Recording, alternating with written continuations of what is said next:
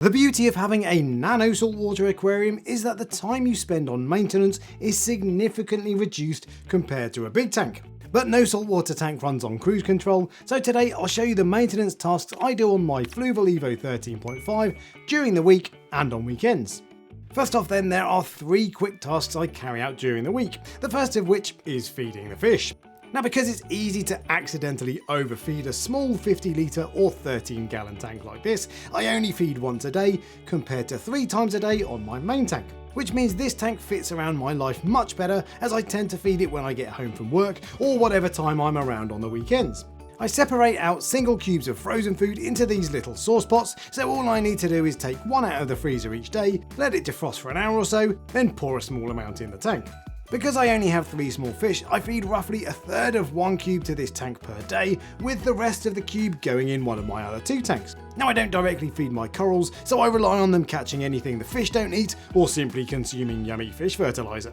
Not all of the food gets eaten, and plenty of it ends up in my filter sponge, which I swap out a couple of times a week. Now, that takes all of 3 seconds as I cut these bits of filter floss up into the right size in advance, and that 3-second job alone is enough to control nitrates on this tank, which always read below 10 parts per million.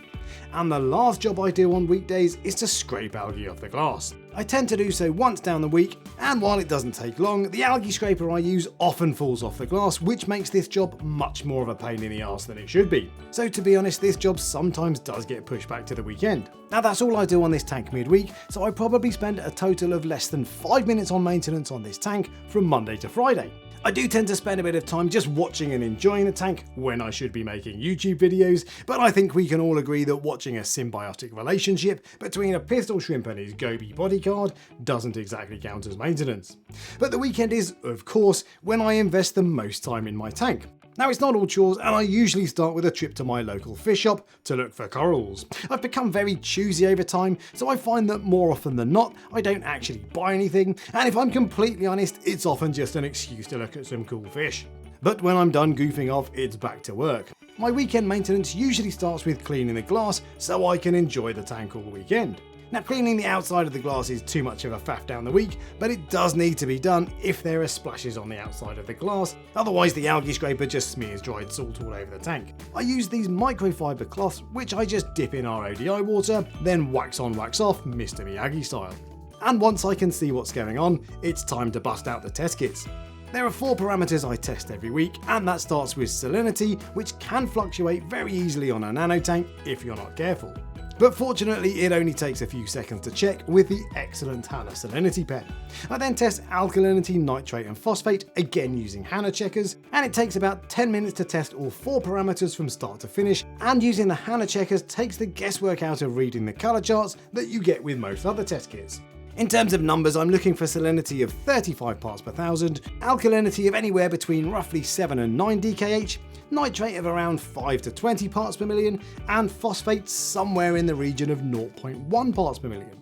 Now, with this being a small tank, roughly every couple of weeks I will need to do some remedial work after testing to keep my parameters in check. On this test, my salinity and nitrate were totally fine, but my phosphate was high at 0.4 parts per million and my alkalinity was low at 5.8 DKH. So I refreshed my phosphate removing media to bring that slowly down from 0.4 to about 0.1 parts per million. For the media, I just add a small amount to a new bag, then whip out the old one and swap it over. And I use a 3D printed media basket to give me easy access to the phosphate bag. The phosphate media I use is Nios PhosyX, which I find is less aggressive than Roaphos, so it doesn't strip my phosphate out too quickly, which is great in this little tank. And because my alkalinity is too low this week, that means I need to start dosing, which means a little more maintenance. And so I set up a dosing pump to add calcwater to the tank, which will replenish both my alkalinity and calcium, while also giving me a small boost in pH. Preparing the calcwater is as simple as adding some powder to RODI water, so that only takes a few minutes, but I will need to make sure I'm adding the right amount, so I'll need to test alkalinity 3 or 4 times a week for the next couple of weeks, while I adjust the amount of calcwater I dose until I get alkalinity fairly stable, at which point I'll go back to testing once a week. Setting up the dosing pump and swapping out the phosphate media took less than half an hour, most of which was spent on the one-off task of setting up the dosing pump. And while that's a one-off task, I will of course have to top up the dosing container every couple of weeks, which should only take a few minutes. But the most time-consuming weekend maintenance is my weekly water change. I change 8 litres or around 2 gallons per week, which is approximately 20% of the total water volume, and I try to do this every week without fail. I filter my own RODI water, which takes about 10 minutes, and because I know how much salt mix it takes to make exactly 8 litres of salt water, I throw the same amount into a mixing vat every week. Now I actually use this 10-gallon Brute trash can to do my mixing because I do a water change on my 40-gallon water box tank at the same time. And if you want to know more about that tank, let me know in the comments section below and I'll make a separate video. Now I leave the salt powder to mix overnight so it's crystal clear by the next day, and I quickly test the salinity before I start the water change. Even though I add the exact same amount of water and salt mix every single week, it only takes a second to check, and salinity can easily swing on a small body of water, so I never skip this step. I then drain out 8 litres from my tank using a siphon, and I might gently hoover up some detritus from the sandbed while I'm at it. Now because the siphon is quite slow, I also use a jug to speed up the process a little. And to make this process as quick as possible, I have the 8 litre mark noted on my draining bucket, so when I hit that mark, I switch to the new salt water and just add 8 litres back in. And I have the correct water level marked on the side of the tank, so I can easily add exactly 8 litres without having to measure it out each time.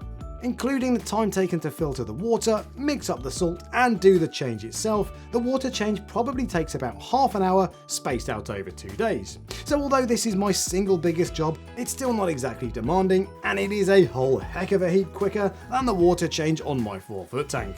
The only other maintenance I do on the weekend is to add 2 litres or half a gallon to my freshwater reservoir. Although if you think hard enough, you can usually find something else that needs doing. For example, I want to tidy up the cables at the back of my tank at some point, and I'll probably scrape off the honeycomb markings at the top of the tank when I get time.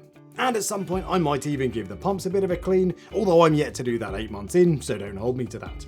All told then, I spent an hour on maintenance this weekend on top of the 5 minutes I spent from Monday to Friday. Much of the hour involved a one-off task of setting up the dosing pump though, and a typical weekend will see about 30 to 40 minutes of work, including testing my parameters and doing a 20% water change.